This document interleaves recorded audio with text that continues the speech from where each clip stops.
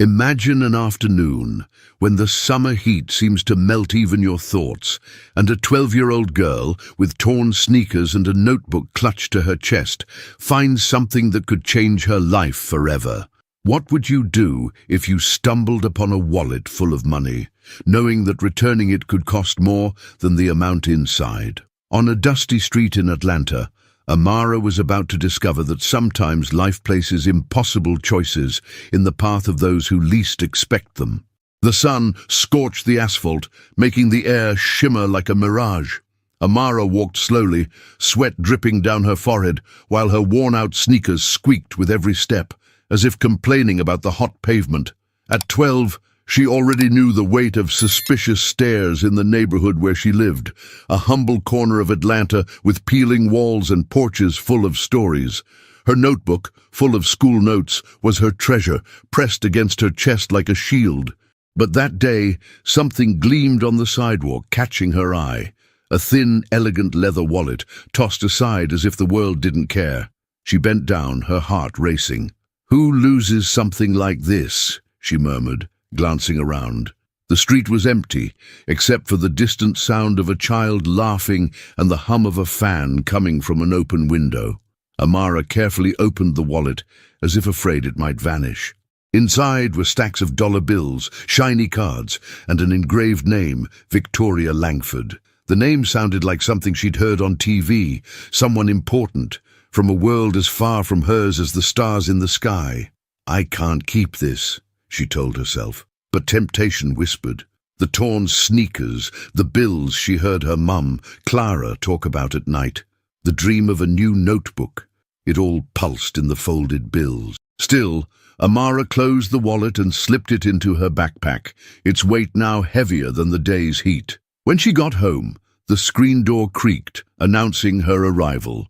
The small living room smelled of coffee and recent cleaning, with worn-out furniture that spoke of years of care. Clara, her mother, was in the kitchen, chopping onions with a dull knife, her eyes red, not just from the sting. "You're home early today, sweetie," she said, without looking up. "Mom, look what I found," Amara said, placing the wallet on the table with a soft thud. Clara paused, the knife frozen mid-air, and frowned. "Where did you get this, Amara?" "On the sidewalk near school. It has money, cards, belongs to someone named Victoria Langford." Clara wiped her hands on her apron, her face hardening. "Victoria Langford, the businesswoman. Oh my God, girl, that's rich people stuff." She picked up the wallet, hesitant, like it was something forbidden. "We need to return it." "But Mom," Amara began, her eyes shining with a mix of hope and fear. "What if we just used a little to buy things we need?" Clara shook her head, her voice low, almost a whisper. "You know how they look at us, Amara. People like us, in a neighborhood like this. If we keep it, they'll say we stole it. They'll do worse." Amara bit her lip, feeling the weight of her mother's words. She knew what Clara meant. The stares at the store, the whispers at school, the doors that seemed to close before they even opened. "Then we'll take it back," she said at last, her voice firm but trembling underneath. "I want to return it myself." Clara smiled, a tired but proud smile. "You're stubborn, you know that, just like me." She paused, then chuckled softly. "If I don't return this wallet with you, you might just go buy some sneakers that don't talk to the pavement, huh?" Amara laughed, the light sound breaking the tension. "Maybe, Mom, but I think these sneakers still have stories to tell." That night, as the fan spun slowly, Amara kept looking at the wallet on the table. Life had placed something big in her hands, and she didn't know if it was a gift or a test. She only knew that the next day, she and her mother would face a world that didn't always play fair. The morning sun still didn't have the strength to warm Atlanta, but Amara felt her chest tight, as if the heat from the day before had never left. She walked alongside her mother, Clara, both of them holding the leather wallet as if it were a dangerous secret. The simple neighborhood street faded behind them, giving way to wide sidewalks and perfect lawns, where the houses looked like castles from a story Amara had never been invited to read. Victoria Langford's mansion gate appeared ahead, tall and gleaming, like a barrier between worlds. "You okay, honey?" Clara asked, her voice gentle but laced with concern. She adjusted her plain dress, as if trying to appear more than the world would allow. Amara nodded, clutching the wallet to her chest.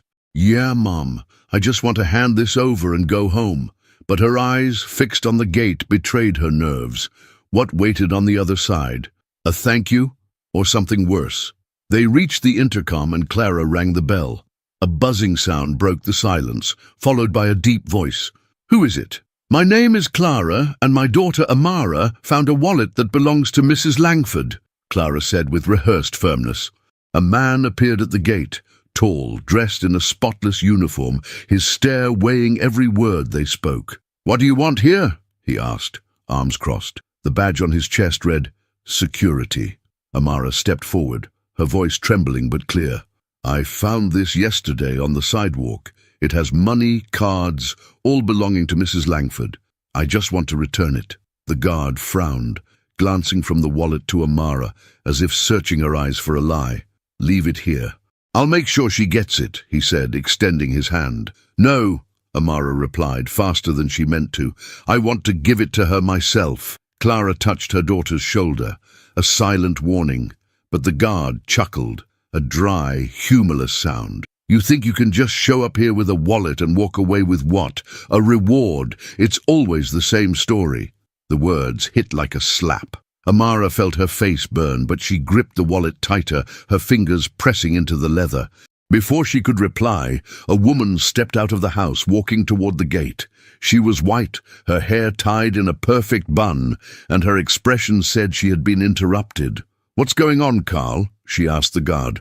"These two say they found a wallet that belongs to Mrs. Victoria," he said, nodding toward Amara and Clara. "Want to hand it over in person. You know how it is." The woman crossed her arms, looking at Amara like she was a problem to be solved. "It's always like this," she said, her voice dripping with disdain. "They think they can take what doesn't belong to them and show up with that innocent face." Clara stood up straighter, her eyes flashing. "My daughter didn't take anything. She found that wallet and wanted to return it because that's what honest people do. Don't you talk about her like that." The woman took a step back, surprised, but didn't apologize. Amara felt tears sting her eyes, but she held them back, lifting her chin. "I just want Mrs. Langford to have this back. I don't want anything from you." The security guard, Carl, huffed. "Fine, kid, I'll call her, but don't move." He went inside, leaving the two of them under the woman's sharp glare. A few minutes later, the mansion door opened again. An elegant figure stepped out, wearing a dress that probably cost more than Amara's entire house. Victoria Langford. Her eyes were cold, and every step she took seemed calculated. "What is this?" she asked, stopping at the gate. Amara swallowed hard, holding out the wallet. "I found this on the street, Mom. It's yours." Victoria looked at the wallet, then at Amara, as if deciding whether it was worth speaking. She took it without touching the girl's hand, opened it quickly and checked the contents. "Where did you find it?" she asked, her voice emotionless. "On the sidewalk near the school," Amara answered, keeping her eyes on her. "I didn't take anything." "It's all there." Victoria closed the wallet and nodded, already turning to walk away. "All right," she said, as if that was the end of it. Amara felt a hollow emptiness grow in her chest. That was it? Clara squeezed her hand, a silent gesture of support. But before Victoria disappeared, she paused, looking back. Something in Amara's eyes, a mix of pride and pain, seemed to hold her for a moment. But she said nothing, just walked inside, and the gate closed with a clang. Clara muttered under her breath, "If I knew it was going to be like this, I would have brought my umbrella to shield me from all that rudeness." Amara gave a half-smile, but the sting of humiliation still clung to her skin like the Atlanta heat. As they walked back, Amara looked down at her worn-out sneakers, thinking about what had just happened. Life didn't say thank you easily, but she knew she had done the right thing. Or had she? The gate of Victoria Langford's mansion shut with a metallic clang, separating the world of marble and chandeliers from the dusty heat of Atlanta's streets. Inside, Victoria held the leather wallet, her fingers tapping against the material as she ascended the curved staircase, her heels echoing through the gleaming foyer. But something in that girl, Amara's brown eyes, so steady and wounded, clung to her mind like a pebble in a shoe that couldn't be ignored. In the study, Victoria tossed the wallet onto the mahogany desk, the sound muffled by the Persian rug. Where did she find it? She repeated to herself, echoing the girl's voice. She opened the wallet, checking again. The dollar bills, the cards, the keychain with an engraved initial all intact. No one returns something like this without wanting something in return, she muttered, but the certainty wavered. She sat in the leather armchair, staring out the window at the immaculate garden, where fountains bubbled as if the world were fair. But it wasn't. Years of being the only woman in meetings had taught her that the world always assumes the worst first. Still, that girl, with torn sneakers and an old notebook, hadn't asked for anything.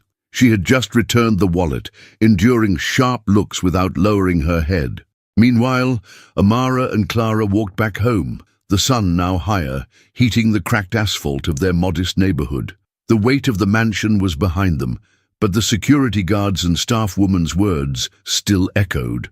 Amara kicked a small rock, her sneakers creaking as if recounting the humiliation of the day. The surrounding houses, with porches full of plastic chairs and laundry hanging on lines, seemed to welcome them back. "Mom, why didn't she even say thank you?" Amara asked, her voice low, almost drowned by the sound of a distant radio. Clara sighed, adjusting her bag on her shoulder. "Not everyone knows how to say thank you, honey. Sometimes life teaches them to be suspicious of everything. But you did the right thing." "Didn't feel right," Amara murmured, eyes fixed on the ground. "Felt like we didn't mean anything to them." Clara stopped, holding her daughter's face in her calloused hands. "Look at me, Amara. You're worth more than any wallet, more than any mansion. They might not see that now, but you showed them who you are." Amara gave a faint smile, but the emptiness was still there, like a shadow the sun couldn't chase away. "Okay, Mom, but I think my sneakers are mad at me for all this walking." Clara laughed, the sound light, breaking the tension. "Those sneakers are warriors just like you. Maybe we can give them a break when we get home." At the mansion, Victoria was still staring at the wallet, as if it could explain what she was feeling. "Why is this bothering me?" she asked aloud, drumming her fingers on the desk. The silence of the office offered no answer. She picked up the phone, hesitating before dialing. "Carl," she said when the guard answered. "Who were those people at the gate? Couple minutes ago? A woman and a girl?" Carl replied, indifferent. "Said they found your wallet. Looked like they wanted attention, you know how it is." Victoria frowned. "Did you verify their story?" "No need, Miss Langford, it's always the same thing. They show up with something lost, trying to get something out of it." She hung up, her gaze returning to the wallet. The image of Amara, clutching the notebook to her chest, flashed in her mind. That girl didn't seem like she was playing a game. There was something in her posture, a pride that didn't bend, even after the staff member said they think they can take what isn't theirs. Victoria closed her eyes, feeling a tightness in her chest. She herself hadn't said a word, just took the wallet and turned away. Why? The phone rang, and she answered, distracted. It was an assistant confirming a meeting. "Yes, that's fine," she replied, but her mind was elsewhere. Before hanging up, she asked, "Have you ever returned something that wasn't yours, without asking for anything in return?" The assistant laughed, confused. "Not that I can remember, Miss Langford. Why?" "Nothing," she said, hanging up. But it wasn't nothing. For the first time in a long while, Victoria Langford felt the weight of a gesture she couldn't ignore. Life had placed a 12-year-old girl in her path, and something in that raw honesty made her question the world she had built around herself. The Atlanta sun had already slipped behind the houses when Amara and Clara returned to their neighborhood, where the scent of jasmine mixed with the aroma of fried chicken drifting through open windows. Their house, with peeling paint and a crooked porch, felt like a hug after the coldness of the mansion. Amara dropped her backpack on the living room floor, her notebook hitting the ground with a soft thud. The fan spun slowly, humming as if trying to erase the weight of the day. Clara closed the screen door, its creak echoing like a period at the end of their journey to Victoria Langford's mansion. Amara sat on the worn-out couch, eyes fixed on her torn sneakers, where a hole in the sole seemed to mock her. "Mom, why did we go there?" she asked, her voice choked. "They treated us like we were—" Nothing. A tear escaped, tracing a shining path down her cheek. Clara set her bag down on the kitchen table and knelt in front of her daughter, her brown eyes full of a strength Amara knew well. "Have you ever felt a strong wind, sweetheart? The kind that knocks everything over? Life is like that sometimes. It comes at you hard, trying to bend you. But you didn't bend today. You stood tall." Amara sniffled, wiping her face. "But it hurt, Mom. That woman, the way she talked, like I had stolen something." Clara held her daughter's hands, her calloused palms warming hers. "Let me tell you something. When I was your age, I worked at a market to help my mom. One day, a customer accused me of stealing change she'd forgotten in her own purse. Everyone looked at me like I was guilty. You know what I did? I went back the next day with my head held high, because I knew who I was. And you, Amara, you know who you are." Amara gave a half smile, the first since they'd left the mansion. "You're stubborn, huh, Mom?" Clara laughed, the sound filling the room. "And who do you think you get it from?" She stood up, heading to the kitchen. "I'm making tea. We deserve something warm to soothe the soul." Meanwhile, at Victoria's mansion, the night brought a different kind of silence. In the office, the wallet still lay on the mahogany desk, like a riddle Victoria couldn't solve. She opened it for the third time, counting the bills, checking the cards. Everything was there, even the keychain with the letter V that she'd gotten from an old mentor. "No angle," she murmured, almost surprised. The girl hadn't taken anything, not even a cent. Sitting in her armchair, Victoria stared at the ceiling where shadows danced under the lamp's light. She remembered the staff woman with her sharp comment, "They think they can take what isn't theirs." She remembered Carl, the security guard, with his dry laugh, and then the image of Amara, clutching her notebook to her chest, eyes shining with pride and pain. Why hadn't she said thank you? Why had she let the girl walk away without a word? The phone rang, breaking her thoughts. It was a business colleague, Marcus, asking about a meeting. Victoria replied automatically, but her mind was still on the wallet. Before hanging up, Marcus laughed. "You sound distracted, Vic. Everything okay?" She hesitated, then asked, "Marcus, have you ever met someone who did something good without expecting anything in return?" He laughed again. "Rare, but it happens." "Why? Did someone surprise you?" "Maybe," she said, hanging up. She stood, walking to the window. The garden outside, with its perfect fountains, felt empty. Victoria's life was full of numbers, contracts, victories. But that night, a 12-year-old girl in worn-out sneakers had made her feel something she couldn't explain. Back at Amara's house, the tea steamed in mismatched mugs. A neighbor, Mr. James, knocked on the door, holding a pitcher of lemonade. "Brought this for you," he said with a wide smile. "Looks like you could use something sweet today, after facing the world out there." Amara laughed, the soundbite like a ray of sunshine. "Thanks, Mr. James. But I don't think lemonade can fix my sneakers."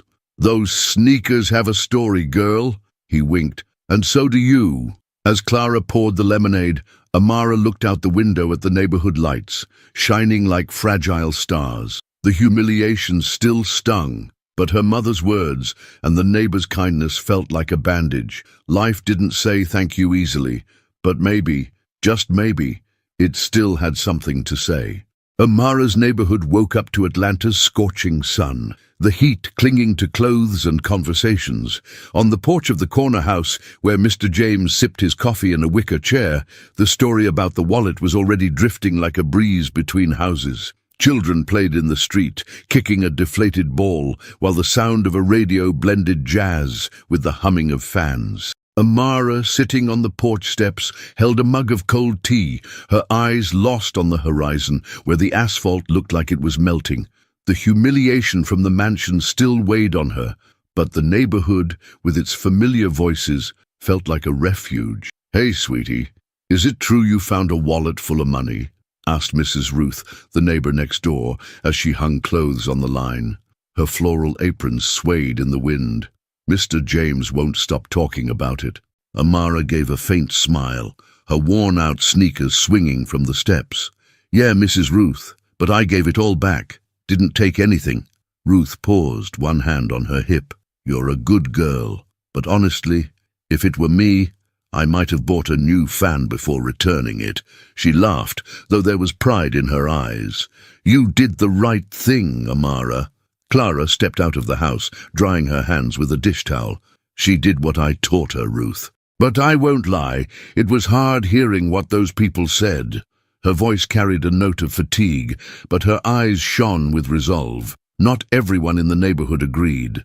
At the corner market, Amara heard whispers as she grabbed a juice. "Why give it back?" a man said, shaking his head. "Those rich folks never appreciate it. She should have kept the money." Amara lowered her gaze, the weight of the words mixing with the memory of the mansion's closed gate. Back on the porch, Clara sat beside her daughter, the sun casting shadows across her face. "Don't listen to what they say, honey. There will always be people who think the right way is the easy way. But this isn't about them. It's about who we are." Amara nodded, but the emptiness lingered. "What if no one ever knows, Mom? What if it's just us carrying this story?" Clara smiled, squeezing her hand. "Someone always knows, Amara. Sometimes it's just us, and that's enough." Meanwhile, in Victoria's mansion, the silence of the office was broken only by the ticking of an old clock. Victoria held the wallet, her fingers tracing the V on the keychain. The previous night had left her restless, the image of Amara and her mother, Clara, echoing in her mind. She picked up the phone and dialed Marcus, the business partner who always seemed to have an answer for everything. "Vic, you're obsessed with this wallet," Marcus said, his voice light but curious. "What's going on?" Victoria hesitated, looking out the window at the flawless garden. "Have you ever heard of a woman named Clara? Maybe from years ago, here in Atlanta?" Marcus paused, which was unusual. "Clara? A woman who worked at a grocery store like 20 years ago? Curly hair, always smiling even when things were rough?" Victoria furrowed her brow. "You knew her." "I did," Marcus said. "She was accused of stealing some change, but it was a lie. The customer made a mistake, but no one wanted to hear Clara out. She lost her job, but she never lowered her head. Why?" Victoria felt a tightness in her chest. "She came here yesterday with her daughter, a girl named Amara. They returned my wallet." Marcus let out a whistle. "And you let them leave without saying anything. Vic, that's not like you." "I know," she murmured, her voice barely audible. "I know." She hung up, the weight of Marcus's revelation pressing down on her. Clara, the woman who had once faced injustice, was there again, facing the same kind of judgment. And Amara, so young, carried that same pride. Victoria looked at the wallet, then at the mirror on the wall. The reflection showed a woman who had built an empire, but who maybe had forgotten how to truly see people. Back in the neighborhood, Mr. James appeared on the porch with a plate of cookies.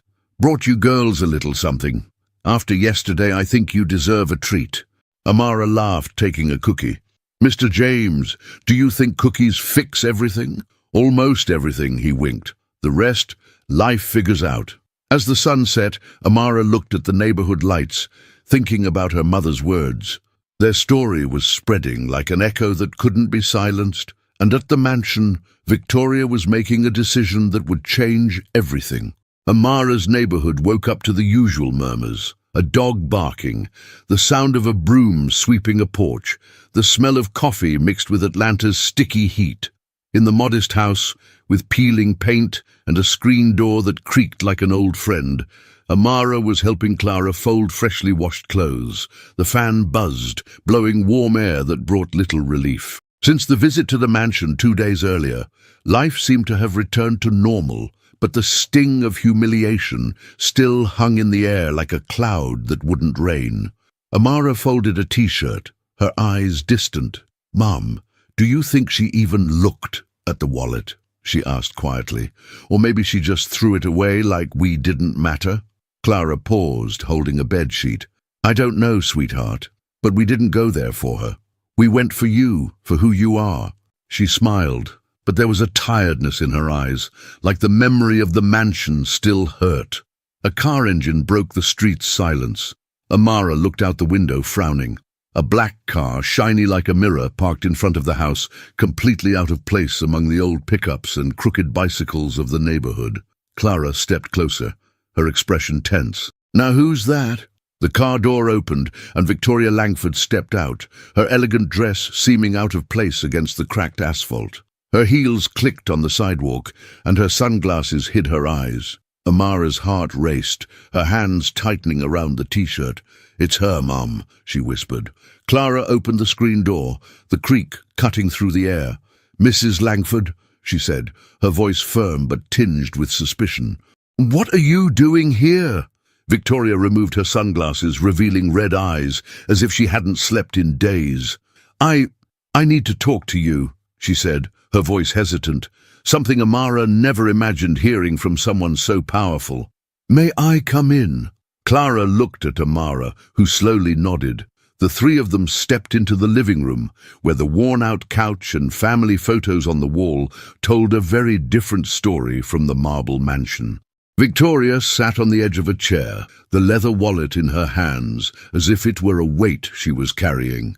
I came to apologize, she said, looking directly at Amara, for how you were treated, for how I treated you. Amara blinked, surprised, her heart pounding. Why now? She asked, her voice trembling with anger and curiosity. You didn't even look at us there. Why the change? Victoria swallowed hard, her fingers gripping the wallet. Because you made me see, Amara. Your courage, your honesty. I judged you without knowing you. I was blind, and I'm ashamed of that. Clara crossed her arms, her eyes narrowing. Words are easy, Mrs. Langford. My daughter was humiliated. I was humiliated. What do you expect us to say? Victoria lowered her gaze, her hands shaking. Nothing. I just want to make things right. I know I can't erase what happened, but... She took a deep breath, looking at Amara. I want to offer you a full scholarship, Amara. A good school where you can dream big. And Clara, I want you to work with me at my company. Not as a maid, but as part of the team. You deserve that. Silence fell over the room, heavy as the day's heat. Amara felt tears rising but held them back, pride battling surprise. Why? She asked, almost a whisper. Why are you doing this? Because your dignity reminded me of who I forgot to be, Victoria said, her voice cracking, and because life gave me a chance to do the right thing.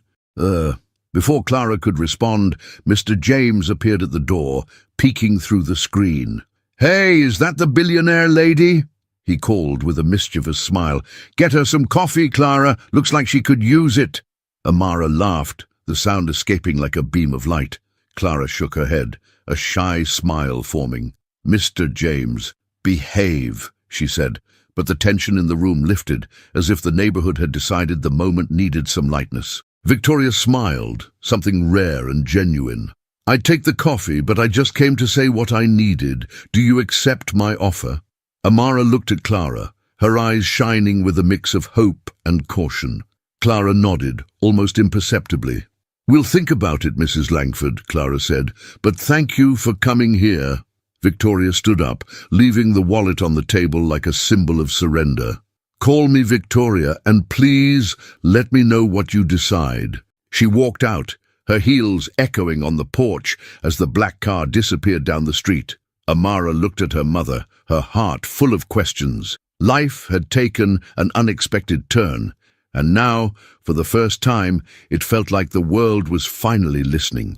Autumn arrived in Atlanta, bringing a timid relief to the heat that had tormented Amara's neighborhood for so long. Golden leaves fell like confetti, dancing through the streets where children still kicked around deflated balls. In front of a new school with wide windows and a courtyard full of laughter, Amara adjusted her brand-new backpack, her now intact sneakers gleaming in the sun. Clara stood beside her, wearing an elegant blouse, ready for her first day as a coordinator at Victoria's company. The modest house, with its crooked porch, was only a few blocks away, but it felt like it belonged to another time. "Are you nervous, sweetheart?" Clara asked, her voice gentle, her eyes shining with pride. Amara laughed, shaking her head. "A little, Mom, but I think these new sneakers are giving me courage." She looked at the school building, where the scholarship offered by Victoria had opened a door that once seemed locked. Clara squeezed her hand. "You already had courage, Amara. You just needed a chance to show it." Weeks earlier, Amara's story had been featured in a local magazine published by Victoria. "The Honesty of a Young Girl," the headline read, with a photo of Amara holding her worn-out notebook. The entire neighborhood read it, and Mr. James wouldn't stop showing off the magazine on his porch. "My neighbor's famous," he said, laughing. But fame didn't matter to Amara. What mattered was her mother smiling, the weight of that humiliation in the mansion growing lighter, like a scar that no longer hurt. At school, Amara walked into the classroom, the scent of new books blending with the sound of pencils scribbling. A teacher smiled, pointing to a seat. "Welcome, Amara." For the first time, she felt like she belonged. Later, Clara arrived at Victoria's company, where an office with a view of the city was waiting for her. Victoria greeted her without her sunglasses, her eyes warmer now. "You're going to make a difference here, Clara," she said with a smile. "And Amara's already making one at school." Clara nodded, her voice steady. "Thank you, Victoria. But it was my daughter who opened this door." That night, at home, Amara and Clara sat on the porch, the fan humming in the background. "Mum, do you think life always finds a way?" Amara asked, looking at the lights across the neighborhood. Clara thought for a moment, her gaze lost in the stars. "Sometimes, sweetheart, when we don't give up on being who we are." A shadow approached, and Victoria appeared, holding a copy of the magazine. "Mind if I join you?" she asked with a shy smile. Amara laughed, pointing to a plastic chair. "Careful, it wobbles." Victoria sat down, gazing at the neighborhood. "You both taught me something, Amara, Clara. That dignity is stronger than any gate." Amara smiled, her heart light. Life didn't say thank you easily, but sometimes it put the right people in your path. If Amara's story and her courage touched your heart, leave a like and subscribe to the channel for more stories that move and inspire. In the comments, we want to hear from you. What would you do if you found a wallet full of money? How do you deal with prejudice in your daily life? Do you believe dignity always finds a way to win? Your opinion matters. Click the playlist. YouTube is recommending on the screen, and keep diving into stories full of emotion and life lessons. See you next time.